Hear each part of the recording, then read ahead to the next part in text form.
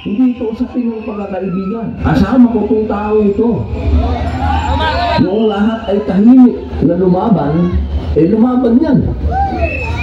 Para sa akin, deserve niya yun. Deserve niya ang aking suporta na mapunta siya sa korte, sa judiciary. Yun, hindi ako naniniwala na in aid of legislation, makakagawa tayo ng mga bill ngayon na maapektuhan ang kingdom. Religion yun. Diba? Hindi ako ikusa ng kahit na sino. Naniniwala ako, para sa akin, magkasama kami ng pastor lumaban sa komunista. Hindi mawawala sa isipan ko. Hindi ko lang siya basta kaibigan. Kasi pag sinabi ko, kaibigan ko, kaya sinungaling ako. Hindi ko basta kaibigan niya, comrade ko yun, comrade. Naniniwala kami sa isang prinsipyo. Basta bigat ko, hindi naman kami magka-religion ni pastor. Hindi naman kami magkababayan. Hindi naman ako tiga-Davao. Naniniwala ako sa prinsipyo niya na masyado nang matagal ang communist struggle dito sa Pilipinas. Hindi na natin kailangan ng armed struggle. Naniniwala kami din. Yun ang pinaniniwalaan namin.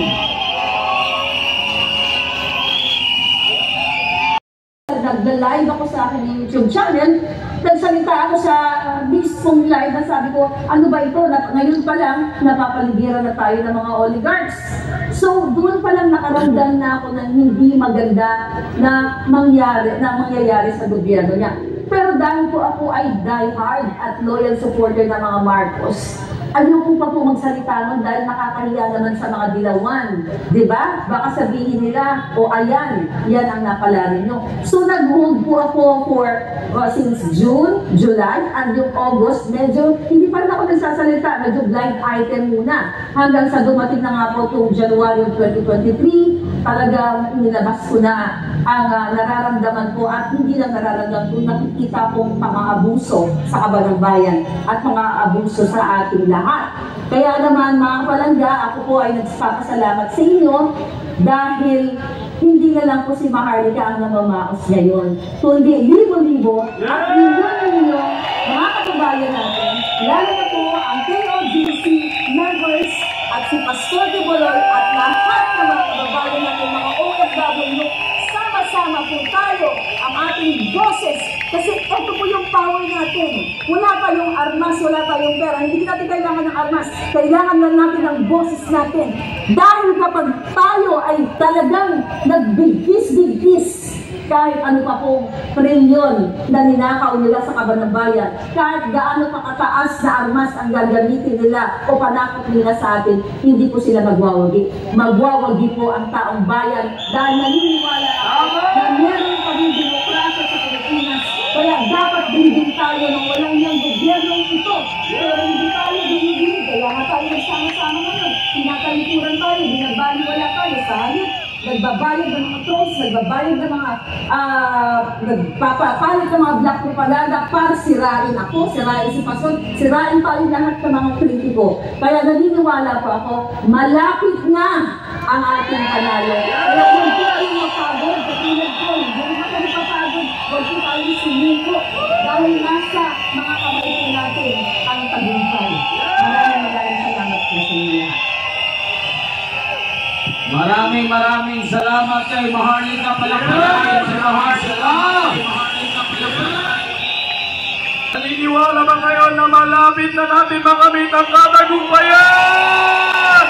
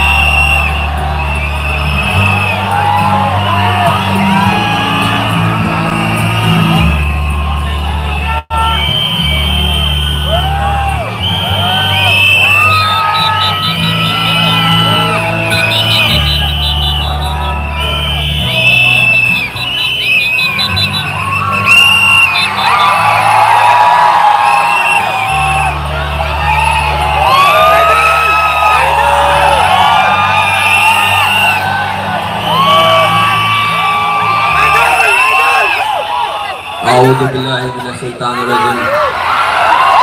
Bismillahirrahmanirrahim. Magandang gabi po sa inyong lahat.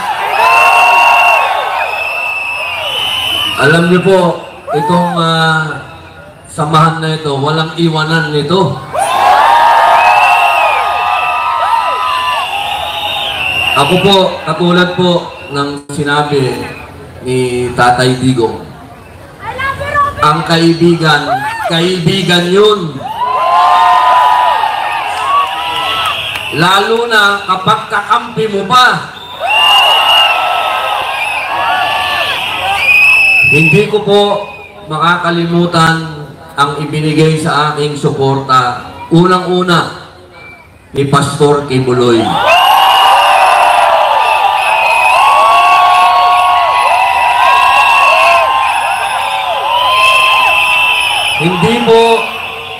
Hindi po dahil sa pogi ako, ha. Kami pong dalawa ni Pastor ay naniniwala na dapat tapusin na ang armed struggle dito sa Pilipinas. Katulad po ng sinabi ni Tatay Digong, ang kailangan natin sa bansang ito ay law and order. At iyan po ang ipinaglaban ni Pastor Kibuloy.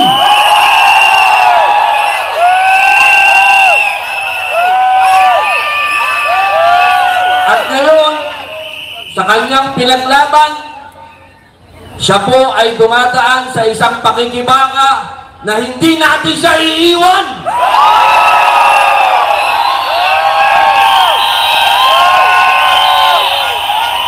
Hindi natin pwedeng iwan ang taong nagsakripisyo sa bayan.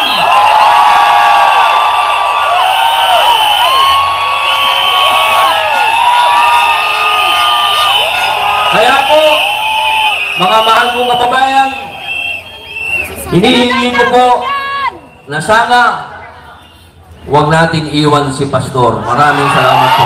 Mabuhay!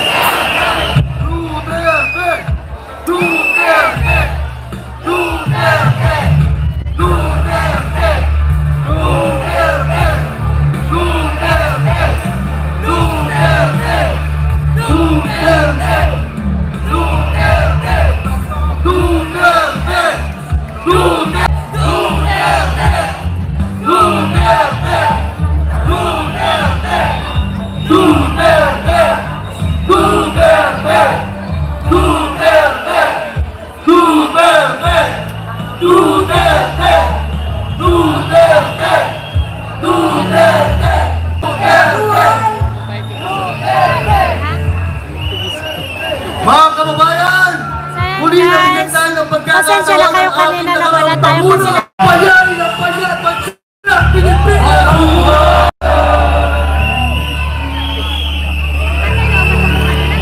Muli mga kababayan, pinatunayan ni Andres Bonifacio na ang kanyang dugo ay nananalaysay sa ating mga dugo na nagkananak ngayon sa lugar ng Bonifacio, sa lugar na ito. At magpatuloy tayo na nagbigay ng kasayahan sa bansa. Kamit natin ang tagumpay ng ating bansang Pilipinas.